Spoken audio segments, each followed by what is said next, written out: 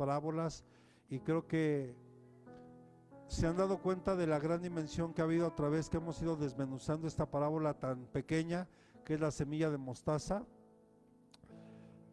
Si bien hablamos de que obviamente tiene que ver con la fe, tiene que ver también con lo que está por suceder, y para eso, amado, hoy le quiero hablar de la profecía que viene en esta parábola. En esta parábola Jesús virtualmente, repita conmigo, está anunciando, vamos, repita conmigo, está anunciando que un nuevo orden se ha establecido. Amén. Mire y acompáñeme por favor a Mateo capítulo 13 versículo 31. Mateo capítulo 13 versículo 31 dice, y le refirió otra palabra diciendo, el reino de los cielos es semejante a un grano de mostaza que un hombre tomó y sembró en su campo. Versículo siguiente. Les dijo otra parábola, otra vez la misma, y que de todas las semillas es la más pequeña, pero cuando ha crecido es la mayor de las hortalizas y se hace árbol, de modo que las aves del cielo vienen y anidan en sus ramas. Siguiente.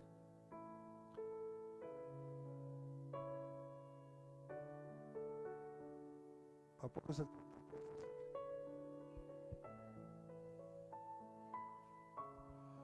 Y les dijo otra parábola, el reino de los cielos es semejante a la levadura que una mujer tomó y escondió 3 medidas de harina hasta que todo quedó fermentado. Cerremos nuestros ojos y oremos a nuestro Dios. Gracias, Padre, te ruego que tú hables a nuestra vida, a nuestro corazón. Amado Señor, gracias, porque tú a través incluso de las parábolas profetizaste de lo que veniste a hacer y de lo que iba a acontecer mucho más adelante, y muchas de estas cosas hoy las estamos viviendo. Habla nuestra vida, habla nuestro corazón, Señor. Quita todo estorbo de nuestro corazón, de nuestra mente que nos pueda estorbar en esta hora, en el nombre de Jesús. Amén y amén. ¿Cuántos le pueden dar palmas al Señor? Entonces vemos que aquí Jesús habla con mucha claridad y les dice que les refirió una parábola, que el reino de los cielos es semejante a un grano de mostaza que un hombre tomó y sembró en su campo. En este caso, ¿cuál es el campo? ¿Cuál es el campo? El mundo. Y él tomó una semilla, y hablamos que la semilla es la palabra, y la sembró ¿en dónde? En el campo, o sea, en el mundo. Y que obviamente en este tiempo Jesús estaba hablándole solamente a su pueblo, porque Jesús vino primero a los judíos, a su pueblo. ¿Cuántos decimos amén?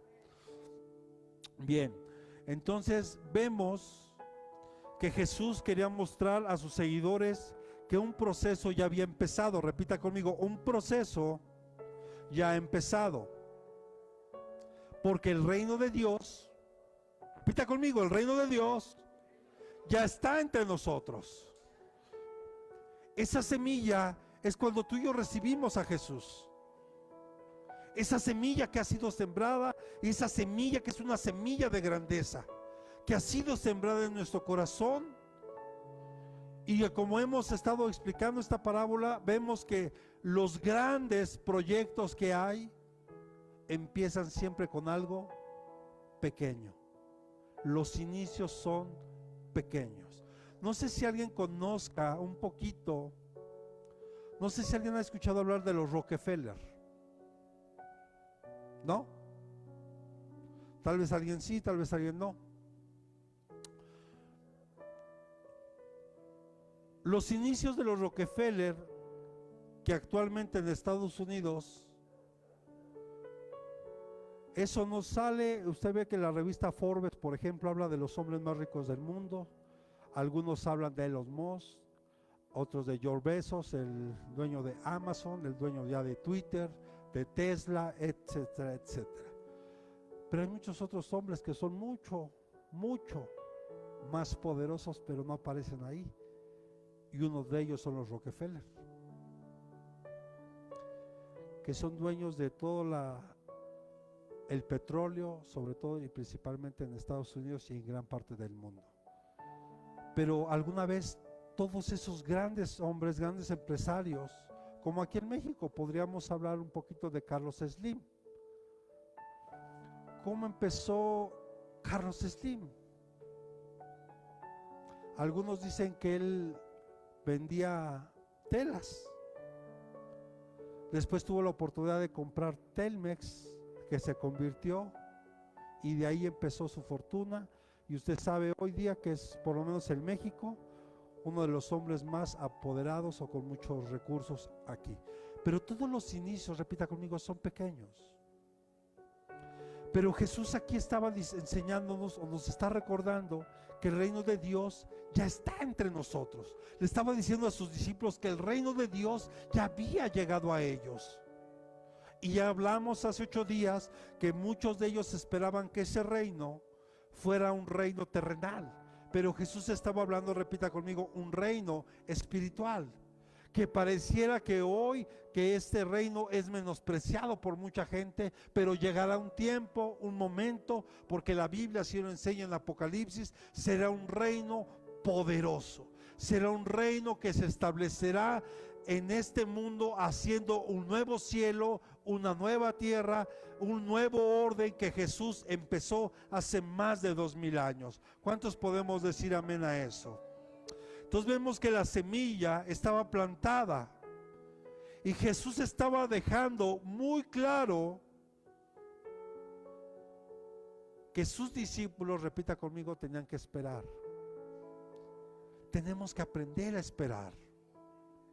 Aunque los inicios son difíciles, son duros, nos encontramos en muchas adversidades aquí, pero ya sabemos que llegará un tiempo en que nos vamos a gozar en la eternidad con Jesús.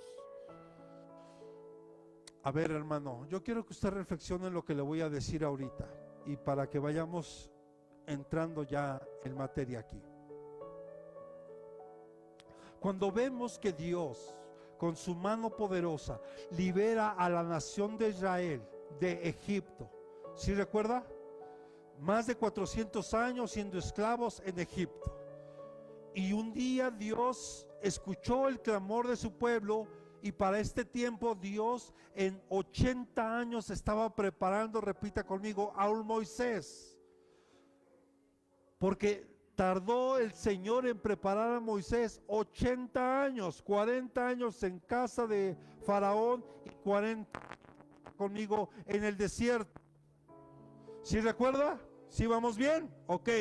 Cuando Dios libera con mano poderosa a su pueblo, inmediatamente, repita conmigo, lo introdujo al desierto. Entonces, una pregunta: si Egipto representa el mundo, el campo, Jesús ya sembró una semilla en nosotros, nos hizo libres. Aunque hoy nosotros no celebramos la Pascua porque la Pascua es Cristo, Él se dio en sacrificio por nosotros. Él ya es nuestra Pascua. ¿Sí estamos aquí? Y a través de eso Él nos dio una libertad. Y ahora estamos en el desierto. Porque el pueblo de Israel pasó 40 años en el desierto para poder conquistar la tierra que Dios le había prometido. Y gócese, iglesia, porque nuestra tierra prometida no es terrenal, es celestial. Y ahorita estamos viviendo un tiempo de prueba. Está la iglesia pasando por un tiempo de prueba y Jesús lo dijo claramente en Mateo 24, y es necesario que todo esto acontezca. Y esto es principio de dolores y es necesario que esto pase. Entonces Jesús le tenía que dejar muy en claro a sus discípulos que el reino de los cielos o el reino de Dios ya estaba ahí, pero que tenían que esperar. Así que usted y yo tenemos que seguir esperando con una fe, no importa si es pequeña como un grano de mostaza. Quiero decirle que esa fe, por pequeña que sea, es suficiente para Dios. Cuando usted la pone en sus manos y usted confía y cree en Él. Amén. Porque a veces hablamos de que tenemos que tener una gran fe. Y sí, hermano, tenemos que crecer sin duda. No podemos quedarnos todo el tiempo, perdóneme, siendo bebés espirituales. Claro que tenemos que crecer en nuestra fe, pero aún la fe, por pequeña que usted pueda tener hoy, usted la debe de poner en las manos de nuestro Dios Todopoderoso. Amén. Entonces, en esta parábola, hermano, podemos ver una palabra profética. En ella Jesús está profetizando varios principios que son importantes y que va a afectar, repita conmigo, a todos los que le siguen. Vamos, repita conmigo, y va a afectar a todos los que le seguimos. A mí me sorprende mucho lo que sigue ocurriendo en Turquía. Es terrible. Oremos para que Dios tenga misericordia, porque el Señor dice: ora por los que te persiguen. Oremos por nuestros enemigos, oremos por los que están persiguiendo a la iglesia, porque esos países como Turquía sin duda han perseguido a la iglesia de Cristo. Estaba viendo lo que no sé cuántos saben que es lo que está pasando en Brasil. Es también terrible lo que está ocurriendo en Brasil. Se ha visto las inundaciones, que se ha llevado todo a su paso. Es terrible, hermano, pero pocos recuerdan que antes de esos acontecimientos, ellos, cuando se abre el tiempo del carnaval, que el carnaval, pues, entre otras cosas, es carne para Baal, hicieron una adoración al diablo. El Señor lo reprende en esta hora. No es casualidad, hermano. Dios sin duda es un Dios de amor, pero también es fuego consumidor. Por eso, hermano, no podemos seguir jugando.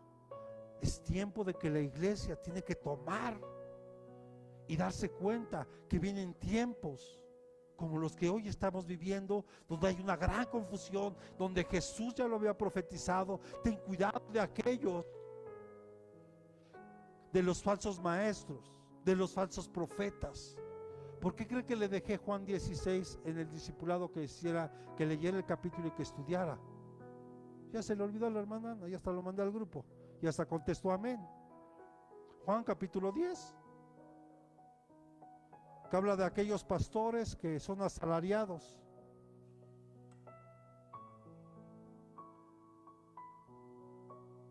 Entonces, amados hermanos,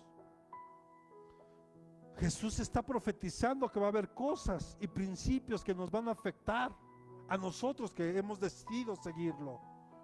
Yo le pregunto, ¿cuántos se burlan de usted por ser cristiano hoy? Seamos honestos, hasta tal vez en nuestra propia familia. Ay, pero si antes eras, y ahora ya resulta que eres. Se burlan de uno, porque uno se está esforzando en cambiar. Hoy una compañera me platicaba algo terrible, y le hablo de una compañera que tiene más de 65 años. Me platicaba que unos vecinos terribles, que son santeros y que aparte se drogan y bueno, una serie de cosas. El punto es, y no quiero entrar en muchos detalles, que la golpearon a ella y a su hijo, solo porque un día les pidió que movieran el coche, que estaban estorbando su entrada, y los agredieron físicamente a una mujer de 65 años y a su hijo.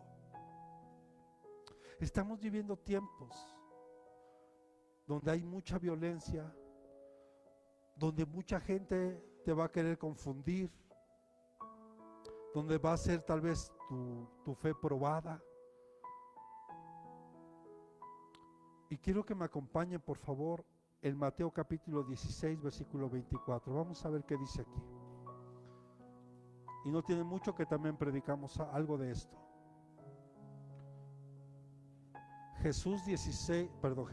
Mateo 16, 24. Mateo 16, 24. Entonces vemos que aquí Jesús le dice a sus discípulos: si alguno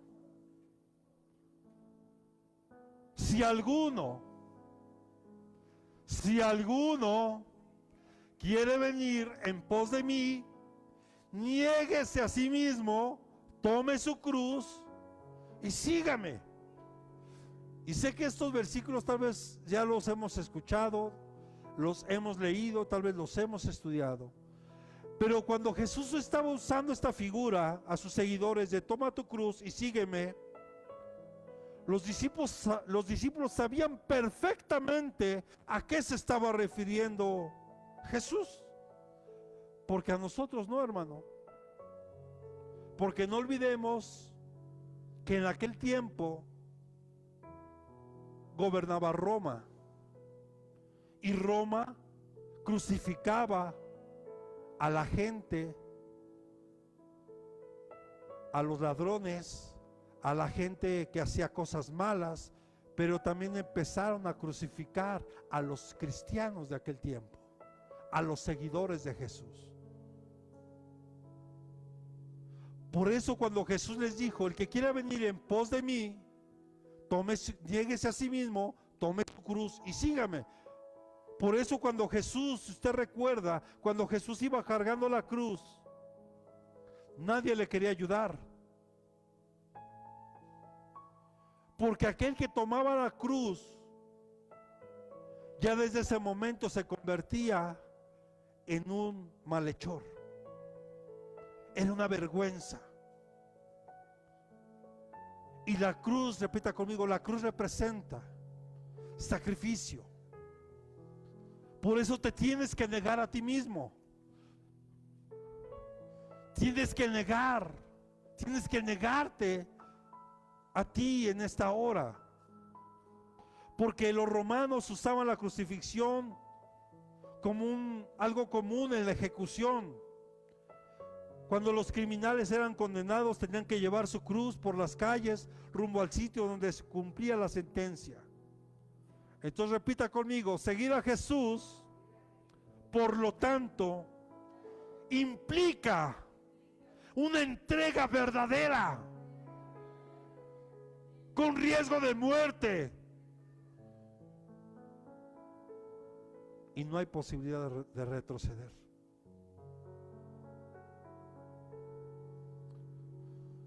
Yo le quiero preguntar,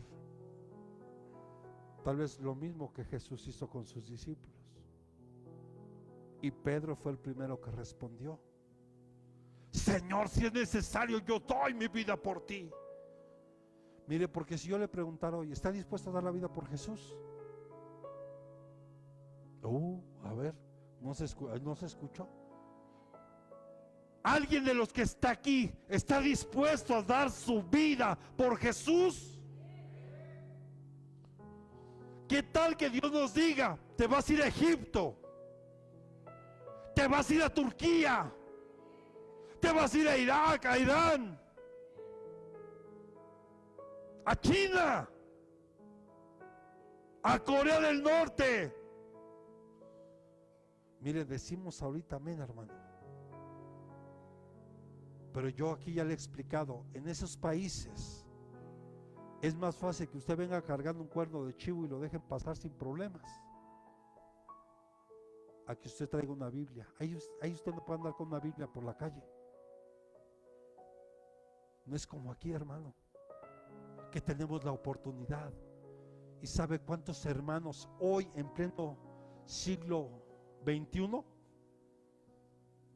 están dando su vida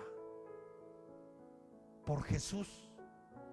Y literal, su vida por Jesús. Un seguidor de Jesús tiene que estar dispuesto a dar su vida si es necesario. Y seamos honestos. Y quiero que usted reflexione hoy. Si a veces, por cualquier cosita, no venimos a la iglesia,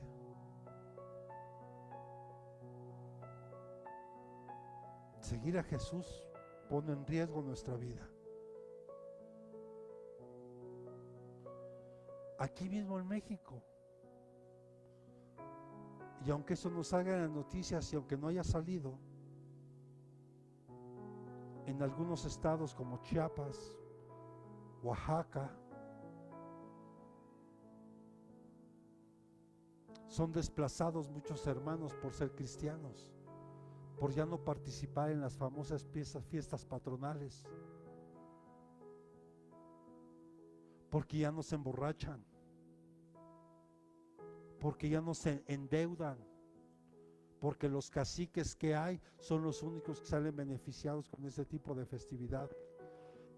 Y no vamos lejos, no es porque no vino mi hermana Vicenta, pero ahí en Puebla todos los días hay fiesta ya. Y resulta que el que organiza una fiesta tiene que invitar a todos. Yo le pregunto, ¿en cuánto saldría hoy invitar a todo un pueblo de, vamos a pensar, unas 300 personas en ese pequeño pueblo? Pero invitar a todos. Y no solo es la comida, es la bebida. Los famosos, la mayordomía que les llaman, ¿cierto o no? En ese tipo de comunidades les llaman mayordomías aquellos que deciden hacer una festividad o les toca, porque a lo mejor no les preguntan, hoy te toca. Y la otra le toca a usted, y ahí sí. Aunque no diga amén, no se preocupe. El versículo 25, por favor, ¿qué dice? Y viene una de las paradojas que vimos. Porque el que quiere salvar su vida, ¿qué? La perderá. Pero el que pierde su vida por causa de mí, dice Jesús, la hallará. Esto tiene que ver, hermano, donde nosotros tenemos un discípulo verdadero. Tiene que tener un verdadero compromiso real con Jesús y hacer todo lo que sea necesario para servirle a Jesús. Esto tiene que ver con la semilla de mostaza, porque Jesús estaba profetizando que el reino de los cielos ya había llegado y ya está entre nosotros. Pero que tengamos cuidado, porque va a haber persecución, que en muchos de los casos va a traer muerte, va a traer aflicción a nuestra vida. Porque en aquel tiempo, hermano, la posibilidad de perder la vida era muy real,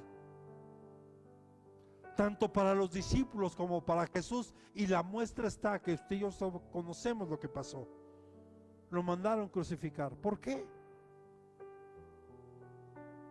Lo tachaban de hereje, lo tachaban le decían hijo de Belcebú.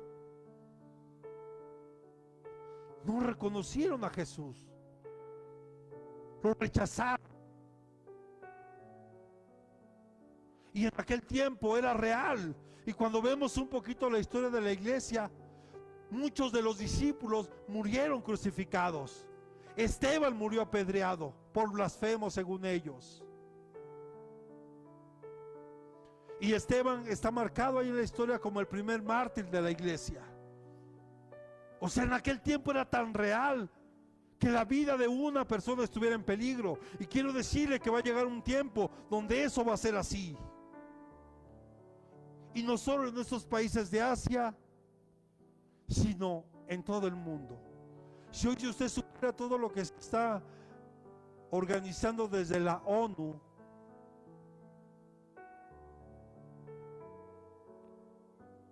donde se marca una agenda, donde todos los países que están en esa organización tienen que cumplirla.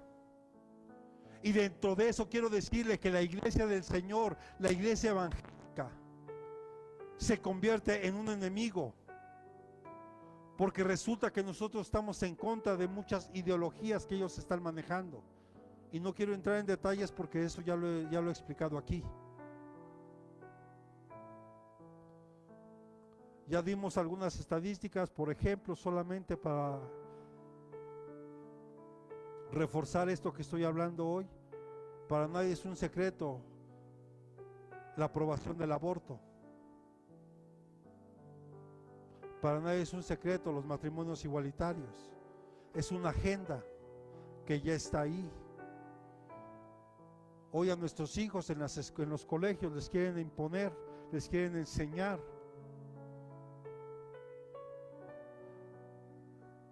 la ideología de género.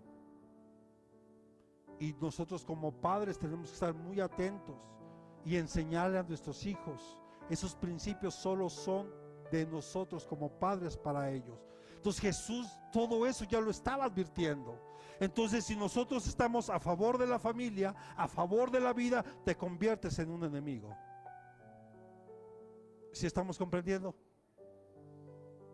Y eso son lo que, miren cuando lo dijo Jesús. Hace más de 2000 años Jesús dijo esto, y vea lo que estamos viviendo hoy.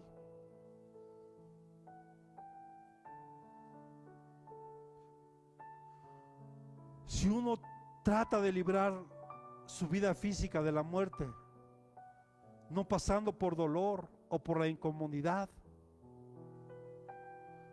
dígale que tiene a un lado, puedes arriesgar tu vida eterna. Mire, muchos queremos tener una vida donde no haya dolor. ¿O no es así? Dígale que tiene a un lado, eso no es posible. Jesús vino a sufrir. Y claramente Jesús lo dijo: en este mundo vas a sufrir ¿qué? Aflicción. No querramos vivir, tener una vida sin dolor. El dolor es necesario.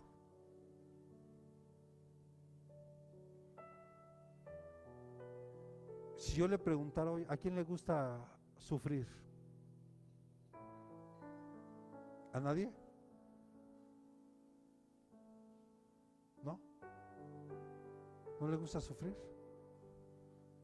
Pero sabe que es necesario. Es como cuando vemos, yo solo quiero que se acuerden de esto, y ahorita Miriam lo va a empezar a vivir. Va a decir,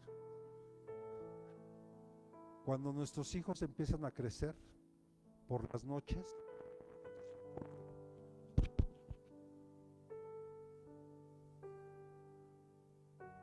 de dolor, porque sus huesos se empiezan a estirar, le empiezan a doler sus piernas, sus pies, sus brazos, y es un dolor que ellos sienten, porque el crecer duele. Y si es el año del crecimiento, ¿qué cree que va a pasar? Para crecer va a doler, y tienes que estar dispuesto a soportar el dolor. Pero Jesús ha prometido algo bien hermoso, que Él no te va a dar una carga más de la que no puedas soportar. O sea que lo que hoy estás viviendo, lo que hoy puedas estar sufriendo, tú lo puedes soportar, porque Él te está fortaleciendo, porque Él está permitiendo. Tú puedes decir, pero es que, ¿cómo es que Dios permite? Claro, hay cosas que Dios permite, y no olvide que todas las cosas que cooperan para bien para los que amamos a Dios. Pero muchos están procurando cuidar su vida física hoy, que no sufran, que no tengan incomodidad, pero eso, sabes, te puede llevar a arriesgar tu vida eterna. Ya no te resistas al llamado que Dios te está dando. Tienes que esforzarte. Tienes que pagar un precio. Yo le pregunto, ¿usted cree que, por ejemplo, yo cuando salgo de aquí hoy miércoles de predicar, yo voy llegando a la casa de ustedes a las 11:30, 12 de la noche? Y al otro día hay que levantarse temprano para llevar a la pequeña a la escuela, para llevar a la esposa al trabajo, y todavía yo irme a mi trabajo secular. ¿Usted cree que no me dan ganas de quedarme a dormir un poco más? Claro que sí. Pero tengo que salir de esa zona de confort.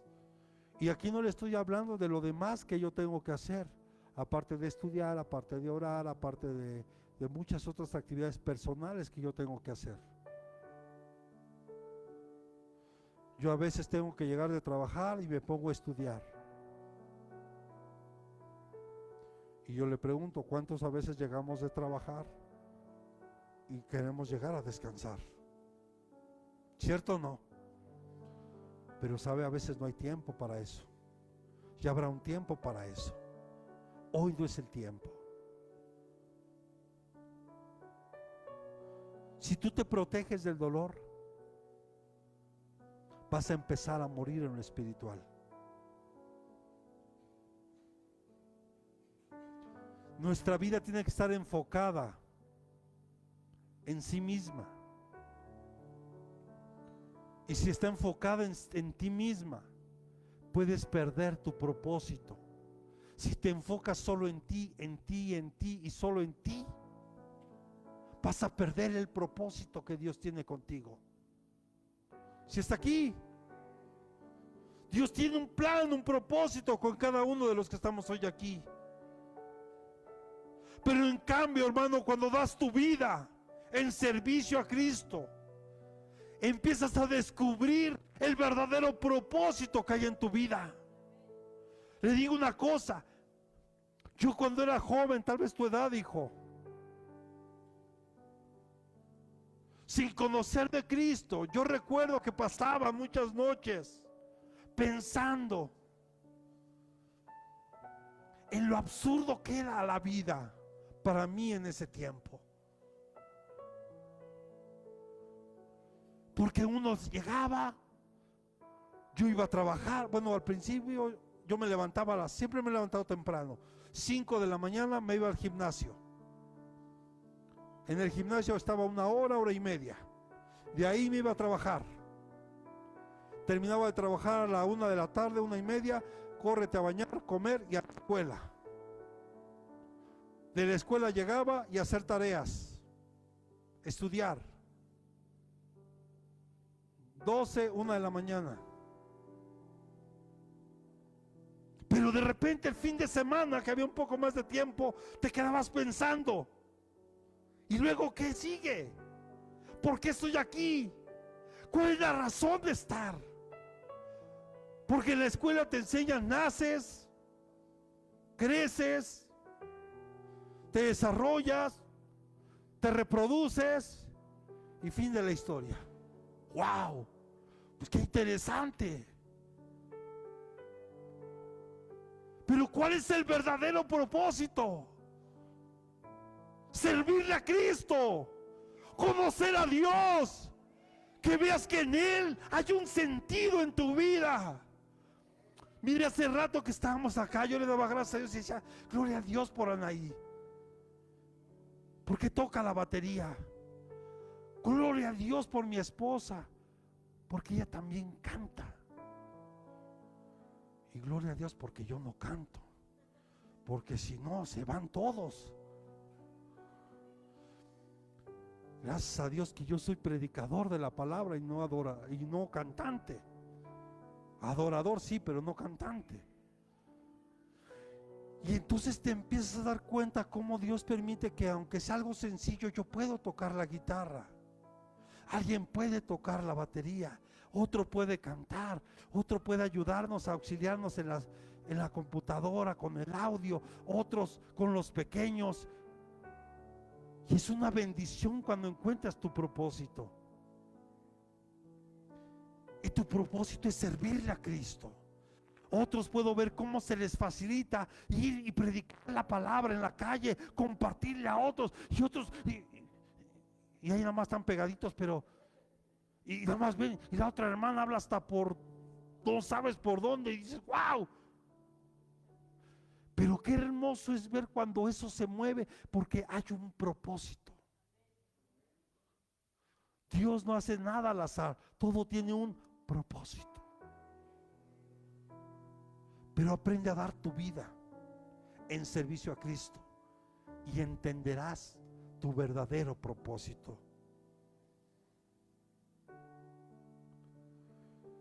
¿Has notado algo? Cada vez que eso está exactamente sucediendo contigo, cada vez que haces todo lo que le es posible para protegerte y hacerte invulnerable, dígale que tiene a un lado, lo echas a perder. Mira, cuando tú estás con tu hijo, por ejemplo, que no se caiga, y vas, ¡pum! Cuando tú deseas proteger algo, cuando tú quieres cuidar algo, por ejemplo, a mí me pasa, lo que nunca hago, yo cuando como, nunca me fijo si me voy a ensuciar o no, pero hoy, justamente hoy, que venía para la iglesia y que me hicieron un guiso de chile pasilla con papitas y un bistecito ahí y arrocito, dije, me voy a cuidar porque traigo mi camisita. Y en la última,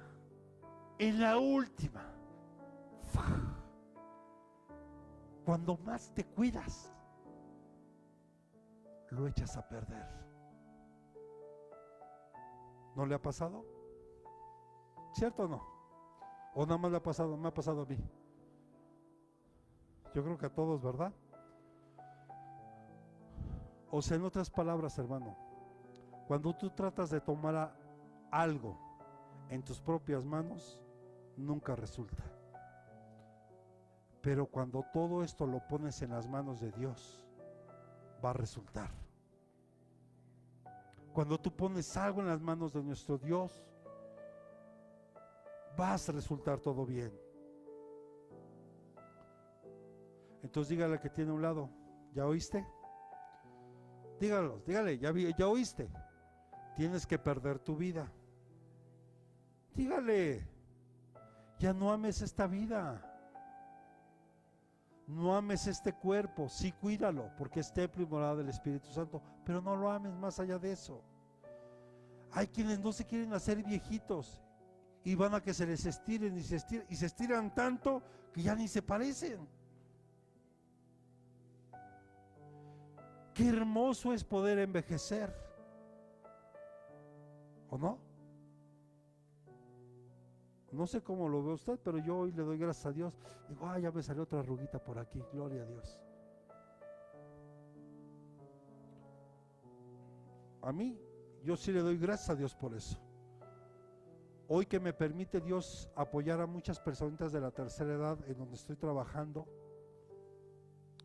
veo a muchos, por ejemplo gente de 65, 70 años que caminan, wow, hasta más derecho que muchos de los que veo por aquí, y con una actitud, hermano. Digo, wow, a mí me gustaría llegar, si Dios lo permite, a una edad así.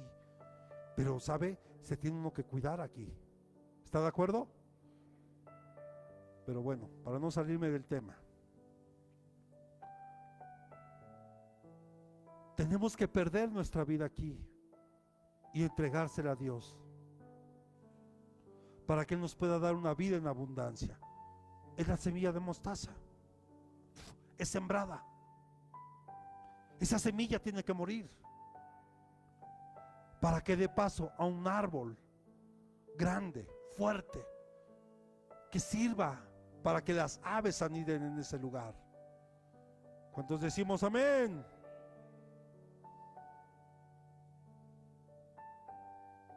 Dígale al que tiene a un lado, no es tarea tuya ni mía hacer que las cosas salgan bien. Dígale que tiene a un lado, pero dígaselo con convicción y fuerte. Eso es asunto de Dios. Porque solo Él hace que las cosas salgan bien. Y lo digo con mucho respeto. Espero que nadie se sienta ofendido por lo que voy a decir.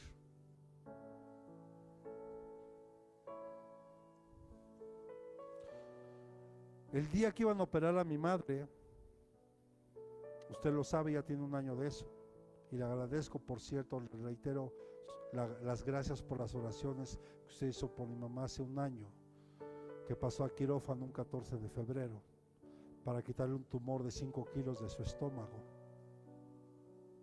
Yo no soy cirujano ni soy médico, ¿Está de acuerdo? Yo no ganaba nada con estar ahí. Yo ganaba más estando de rodillas pidiéndole a Dios por mi madre. Y aunque mi fe sea pequeña, yo le dije: Señor, pongo en tus manos a mi madre y la deposito en tus manos. Usa a los médicos que la vayan a ver y atender. Y te pido un favor, todavía está exigente el pastor. Si me la vas a dejar aquí, déjamela bien. Si no, entenderé que será tu voluntad. Y te agradezco el tiempo que me permitiste tenerla. ¿Usted cree que fue fácil para mí como humano decir eso? No, hermano. Pero era tanta mi fe, mi convicción, que dije: gloria a Dios, porque mi madre, su corazón se lo entregó a Cristo. Y si es el tiempo de ella, gloria a Dios, porque sé dónde estará. Pero le doy gracias a Dios porque me la dejó un tiempo más. No sé si está comprendiendo lo que le estoy queriendo decir. Hay cosas que ya no están en mis manos. Yo, Señor, lo hago, te las pongo a ti, porque sé que poniéndolas en tus manos todo estará bien. Y yo descansaré porque Él lo he puesto todo en tus manos. ¿Cuántos le podemos dar palmas al Rey?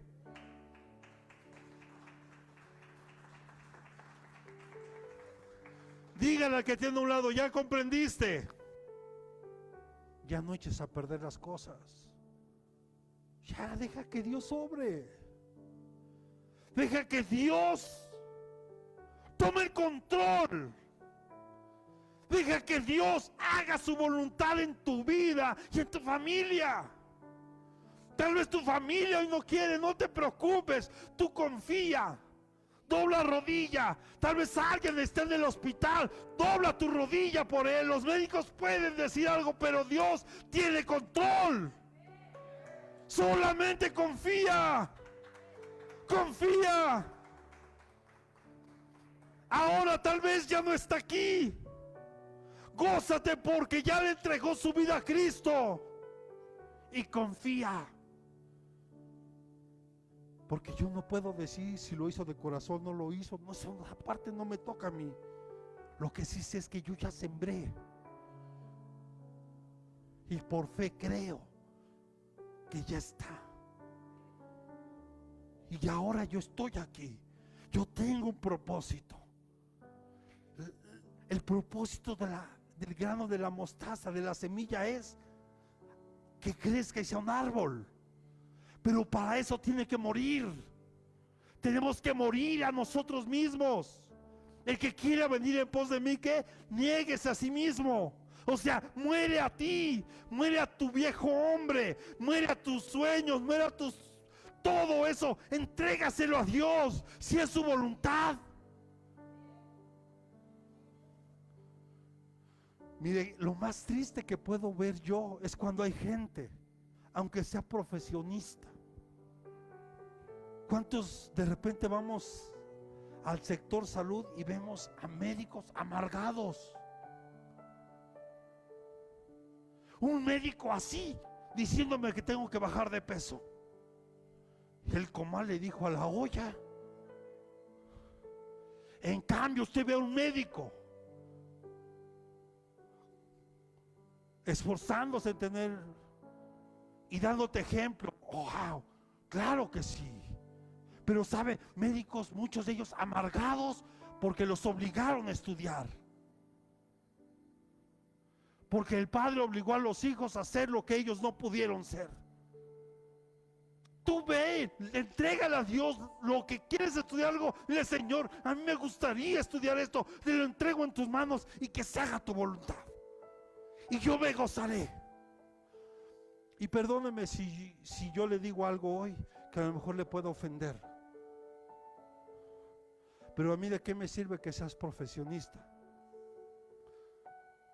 Solo por tener un título, pero que no disfrutes ni siquiera lo que haces.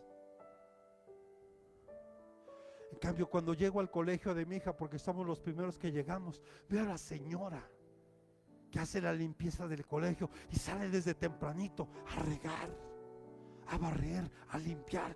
Y hermano, yo la veo y lo hace con un gozo. lo que hagas, hazlo con gozo y hazlo como si fuera para Él. Eso es empezar a morir a ti mismo. Dios siempre va a hacer que todas las cosas salgan bien, aunque a veces salgan que tú dices, oye, pero pues ¿cómo?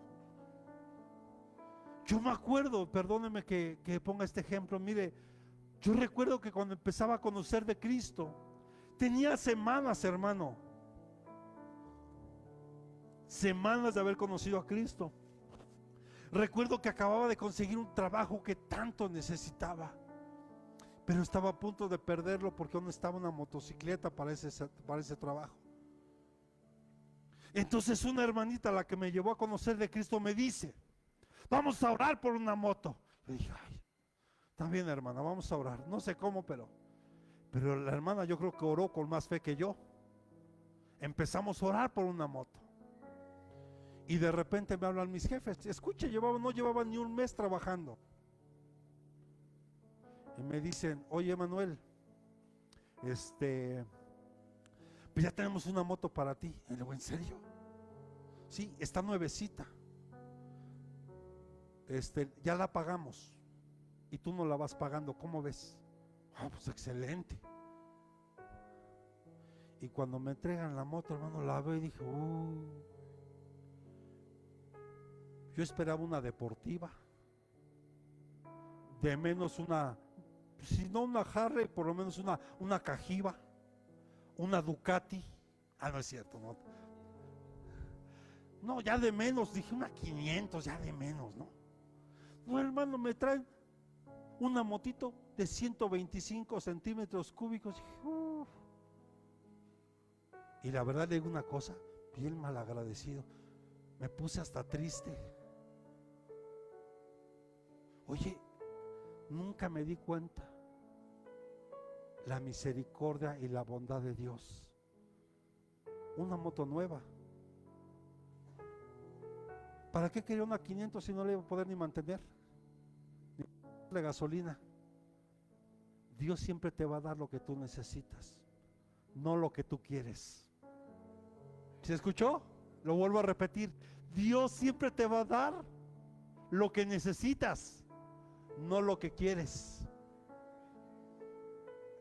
Y al final, mire, mantuve mi trabajo, pagué la moto, tuve por primera vez una moto nueva. Pero ya después le dije, Señor, perdóname por ser tan ingrato. Apenas te acabo de conocer y tú hiciste esto por mí. No sé si se da cuenta de lo que le estoy diciendo. Aquí no importa el tiempo que tú tengas de conocer. Lo que importa es cuando tú le entregas tu corazón a Dios. Él lo ve, Él lo mira, Él ve lo que necesitas y siempre te va a dar lo mejor que es para ti. Siempre. Él nunca se queda con nada. ¿Qué tal si me da una 500? Mire, le digo una cosa, no puedo ni pagarle ni la tenencia tal vez. Esa es la realidad. No es lo mismo darle un servicio a una, porque sí llega a tener después una Kawasaki 500, gloria a Dios, ¿verdad? Pero no era el mismo mantenimiento de esa que la otra. Muchos quieren, Señor, dame un BMW, dame un Audi, dame una Rob o Rob Lover. Hermano, ¿sabes cuánto te cuesta el mantenimiento de un Audi?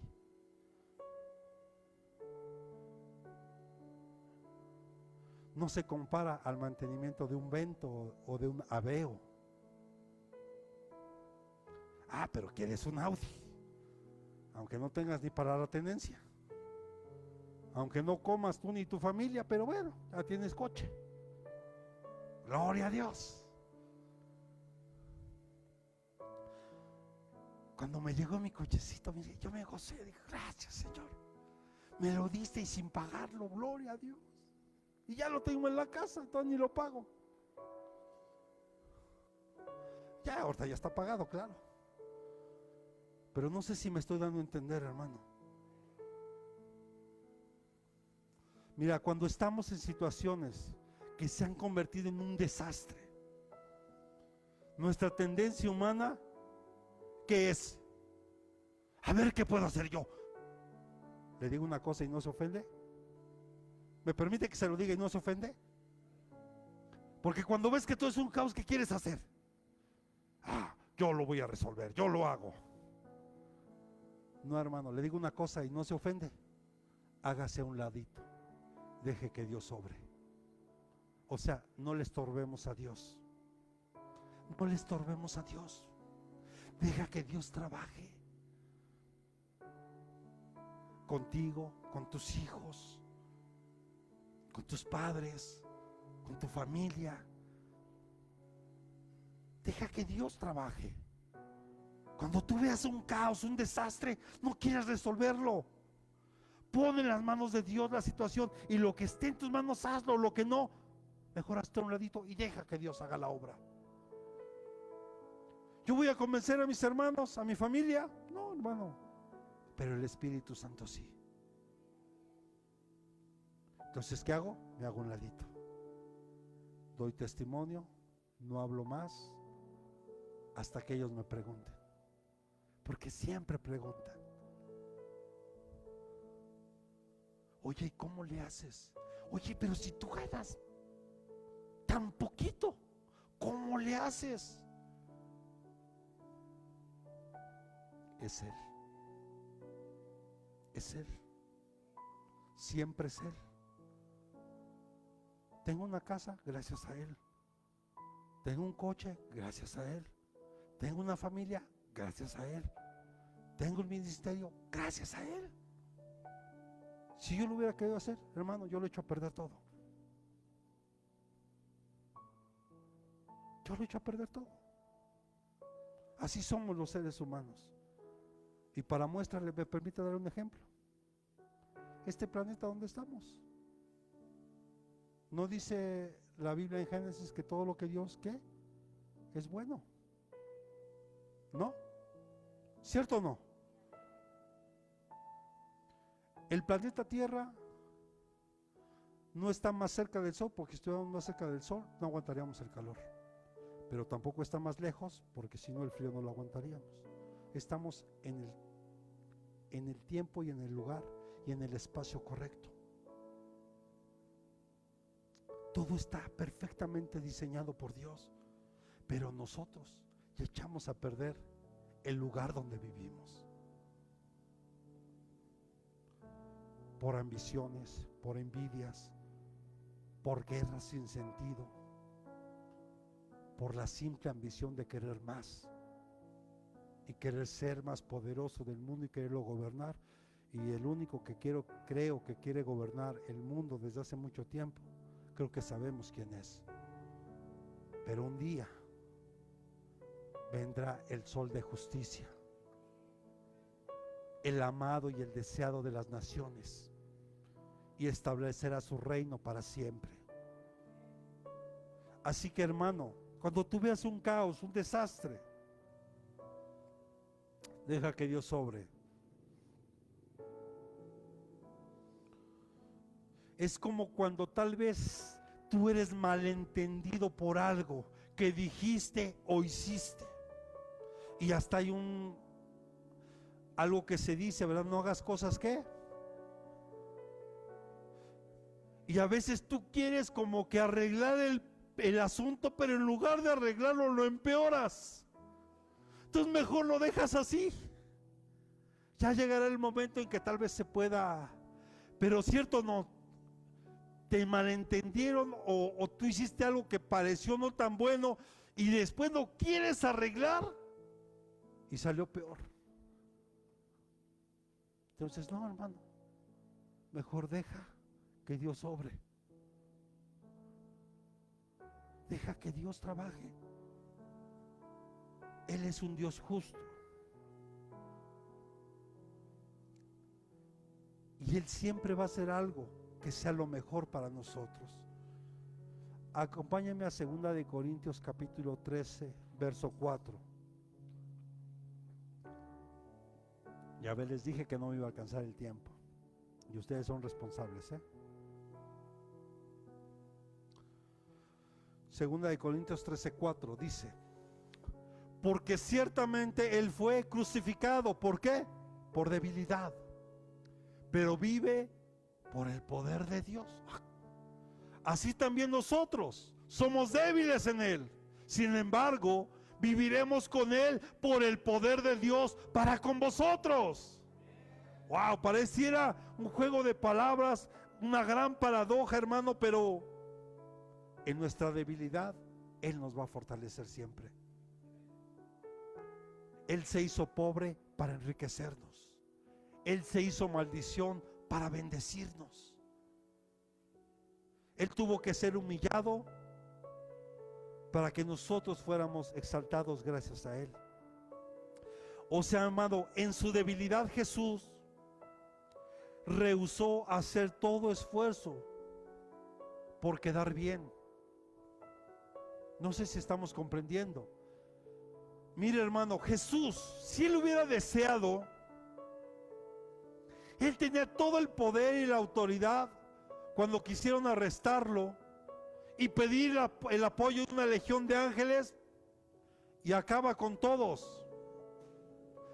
Simplemente cuando Él, yo soy, cayeron todos rodillas. Pero no lo hizo. Y nunca lo hizo por quedar bien. ¿Cuántos no se burlaron de Jesús? Todo el proceso que vivió desde que fue arrestado. Se burlaban de Él. Y profetiza: ¿quién te golpeó? Le arrancaban sus vestiduras, le pusieron la corona de espinas. Ah, mira, el rey de los judíos. Y ahí está el manto, color púrpura. El rey de los judíos, y burlándose de nuestro Señor. Pero Él en su debilidad rehusó usar el poder que Él tenía, porque Él sabía que un poder mayor de Dios lo iba a levantar. El poder del Padre lo iba a levantar. Él no se le permitió decir a nadie: mira, cuando yo vaya a la cruz. ¿Verdad que Jesús nunca dijo esto? Cuando yo vaya a la cruz, no se espanten, no se preocupen. ¿Él dijo eso? Él profetizó que iba a morir, que los discípulos tal vez nunca lo entendieron hasta que lo vieron.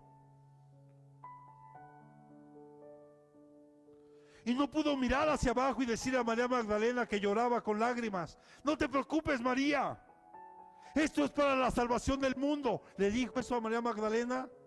¿O a su madre? ¿O al mismo apóstol, o Juan, a su discípulo Juan, que era el que estaba ahí? Solo le dijo: mujer, he ahí tu hijo. Hijo, he ahí tu madre. Pero nunca les dijo que él lo que estaba viviendo era para salvación. ¿O sí lo dijo? Nunca se los dijo. Por lo menos en ese momento no. En esa debilidad y en ese sacrificio, Él soportó el peso del pecado, del sufrimiento y del dolor, sin merecerlo.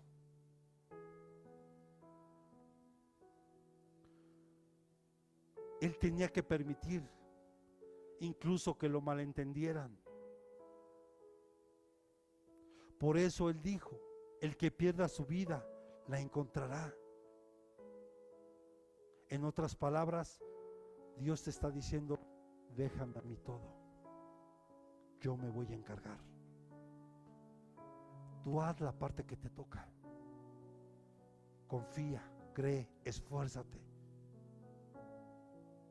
Entiende que tienes un propósito en Dios. No puedes permitir que este se pierda.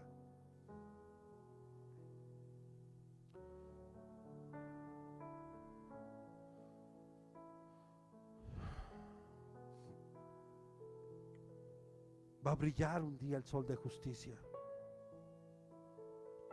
¿Qué dice el Salmo 37 del verso 5, el verso 5 y 6?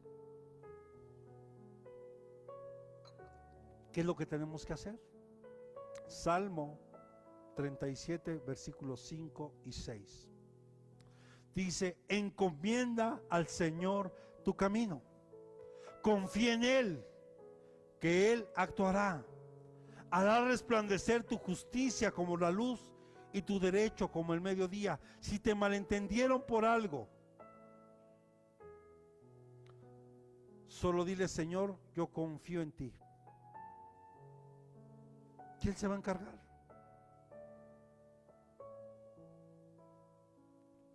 El siguiente principio profetizado les aseguró que a menos que cambiáramos y nos volvamos como niños, no entraríamos en el reino de los cielos. O sea, dígale al que tiene a un lado, el que se humilla como un niño será el más grande en el reino de los cielos. ¿Me pueden acompañar a Mateo capítulo 18, versículos 3 y 4? Y yo creo que con esto terminamos. Porque si no, y la próxima semana damos continuidad a este punto y concluimos esta parábola. ¿Le parece bien? Mateo 18, versículos del 3 al 4 dice, y dijo, en verdad os digo, que si no os convertís o hacéis como niños, no entraréis en el reino de los cielos. Así pues, cualquiera que se humille como este niño, ese es el mayor en el reino de los cielos. Y el que reciba a un niño como este en mi nombre, a mí me recibe. Wow. ¿Cómo es un niño? Tú hoy lo maltratas y a los 5 minutos ya te está abrazando y diciendo, perdóname. Pero tú como adulto,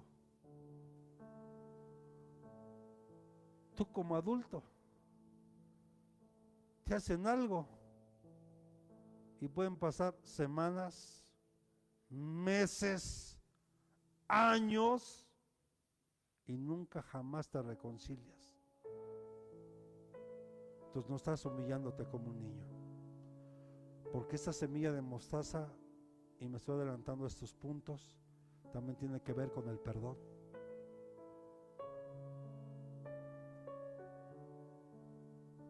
Tenemos que aprender a ser como un niño. Y a veces, perdónenme, nosotros como adultos echamos a perder la vida de los niños. ¿Y sabe por qué? ¿Hace cuánto que no sonríes o no te ríes como un niño?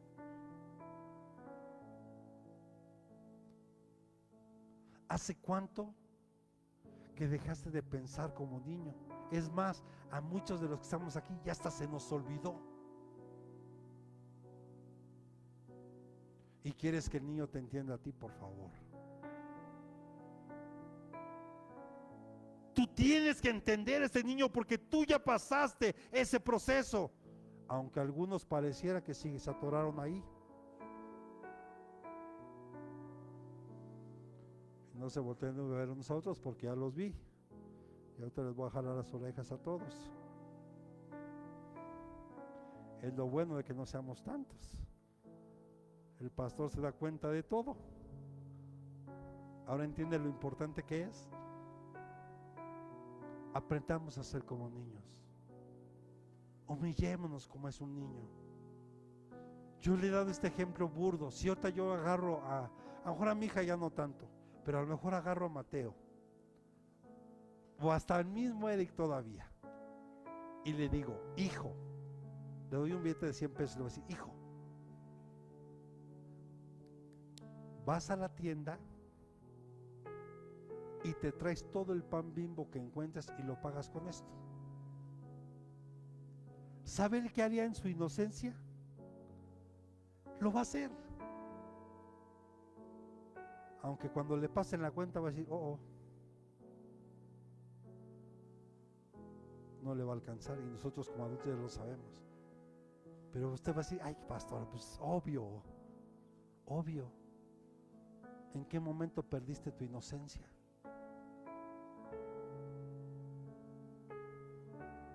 ¿En qué momento dejaste de creerle a Dios? Porque de eso tiene que ver esta parábola y ese principio.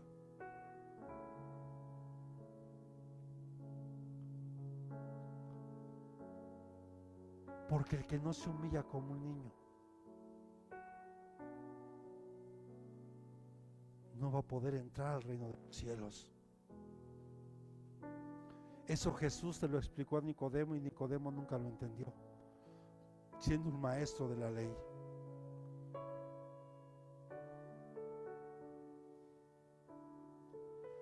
Entonces, para concluir solo esta pequeña introducción a este punto, es la manera en que Jesús hace las cosas a menudo es lo opuesto a lo nuestro.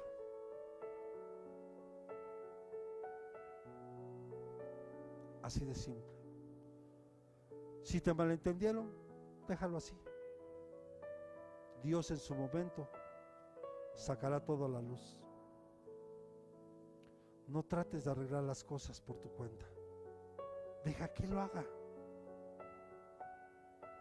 Y conviértete como un niño que le cree a Dios a ciegas.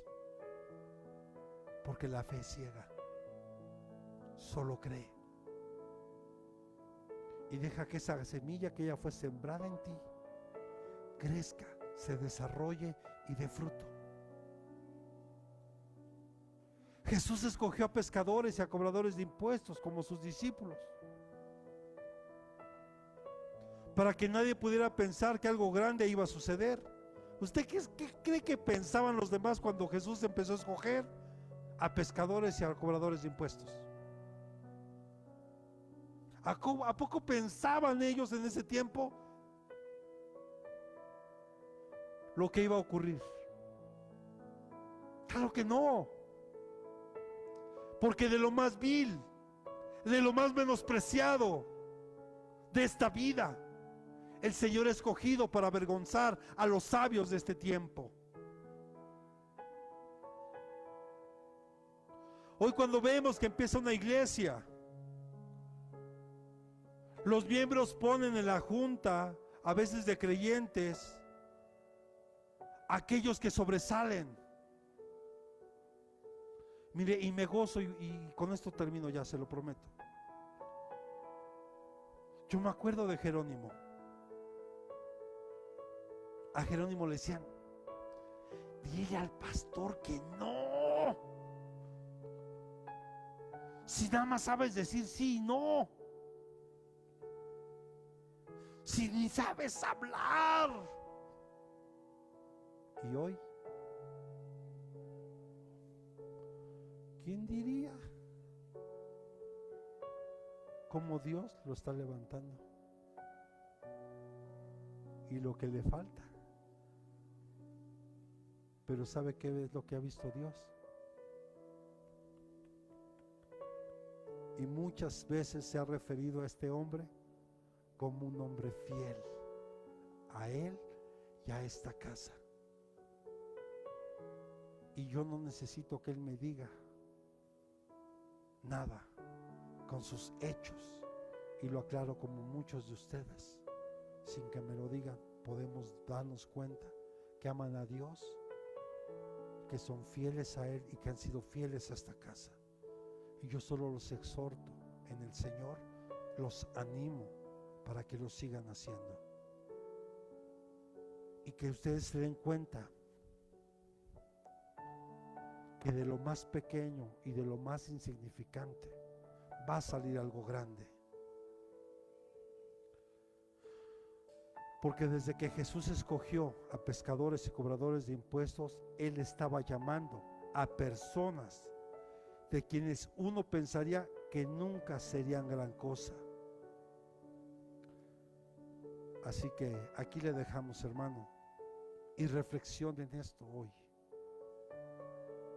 Por eso cuando yo le he dicho, usted nunca se menosprecie, porque usted no tiene idea de lo que Dios quiere hacer con usted. No todos estamos diseñados para predicar la palabra. No todos estamos diseñados para ser maestros, pero cada uno, conforme al talento, al llamado, ejérzalo. Y termino con este versículo. Primera de Corintios 1:26.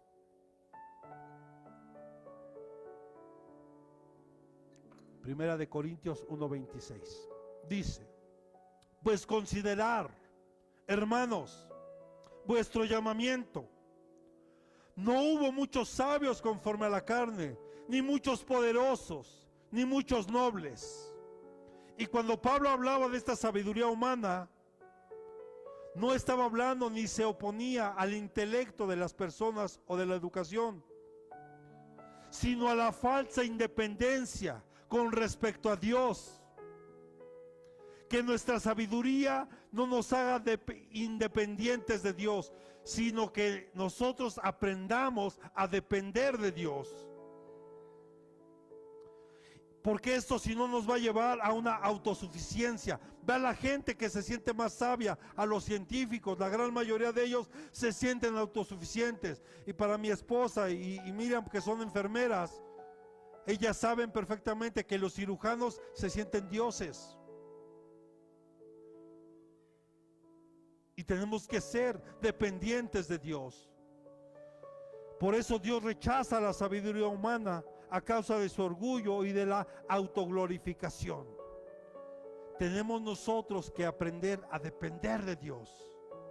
Póngase sobre sus pies y oremos a nuestro Dios. Amado Padre,